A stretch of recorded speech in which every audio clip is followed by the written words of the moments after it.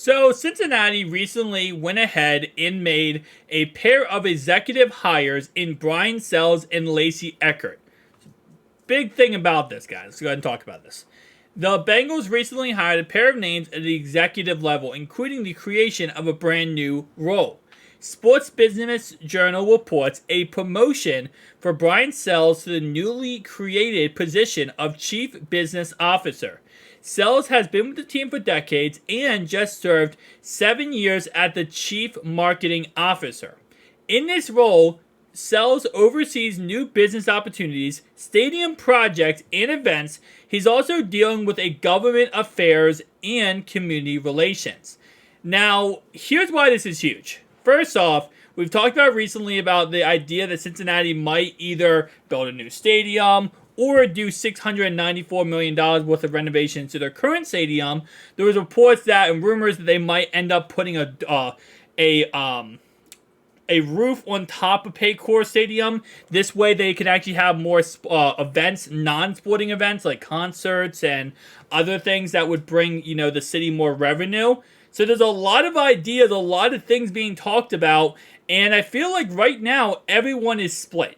Then you have Cleveland, the Browns, who went ahead and now are spending $1 billion on renovations. So now it's even pushing the Bengals even more to say, hey, why is the Browns putting $1 billion into their stadium and you guys aren't doing the same, right? So there's so much like back and forth. What are we going to do? How is this going to work? Obviously, at the end of the day, the taxpayers have to pay for it. So, whatever they can get at the lowest cost of the taxpayers is always the best idea. Well, that's going to be what my man here, Brian Sells, is going to have to do. His job now is to deal with that. And by December, based on what I understand, in December, they're going to come to an agreement, or they're going to come to proposals at City Hall with different ideas on what they're going to do with the stadium. So in December, we're going to find out what's happening in the Paycor Stadium. Whether it's going to be torn down, a new stadium's built, whether there's going to be renovations done, whether there's going to be a roof added. We're going to find out all of these things in December. But, again, Brian Sells here, that's going to be his job now.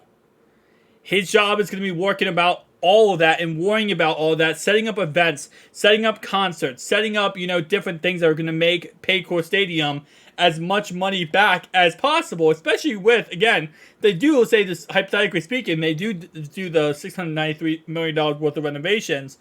They're going to have to, make that money back over time, and probably they're going to want to make it back very quickly. So that's number one. That's what his job is, and then community relations, just working with the community and just, good PR stuff. The team has also added Lacey Eckert as its Chief Partnership Officer.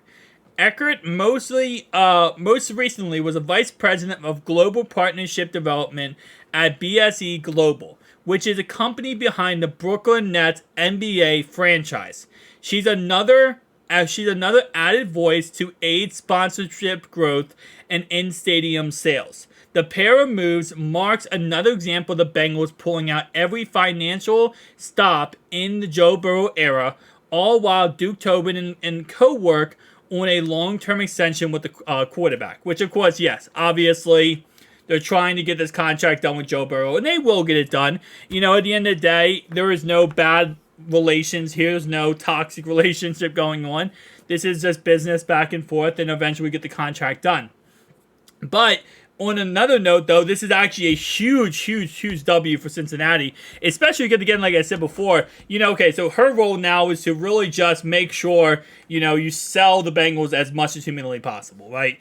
Be able to get out there, get the Bengals name out there, right? So that when you're talking about, so when you're talking about different countries, for example, if you go over to United Kingdom and Germany, teams that people know over there, number one, obviously the Jacksonville Jaguars. They're like the king over there. They played so many times over there. People know Odell Beckham. People know certain teams and certain names, right? Well, if you can get the Bengals, and I know there are international fans of the Cincinnati Bengals, but if you can get even more of that pushed over there, even more Bengals stuff pushed over there, and get even more Bengals Who Dey members over the sea, that's more money for the stadium. That's more money for the Bengals. That's more money they can invest into the team. So it all comes full circle, right? You know, the more out there you are, the better it is here at home base. But nonetheless, though, very awesome to see they did go ahead and add these two guys. Well, added one person, but then the other person was already here. They just got a little bit of promotion. Now, I will say, so she was the, what was it? She was a chief partnership officer that worked for the Brooklyn Nets. That I wonder, and again, this is why I always say this. I say this all the time when it comes to football players, but it applies to all walks of life. It's not just football. But I say this when it comes to like quarterbacks and stuff like that. Like for example, when they hired Trevor Siemian, right? You bring in Trevor Siemian now, and now Trevor Siemian, you know, he brings so much leadership and things he's gone through in his career, and he's able to, you know, help out newer players and honestly even veteran players on how to deal with certain things or how to get over certain things and how to do certain things.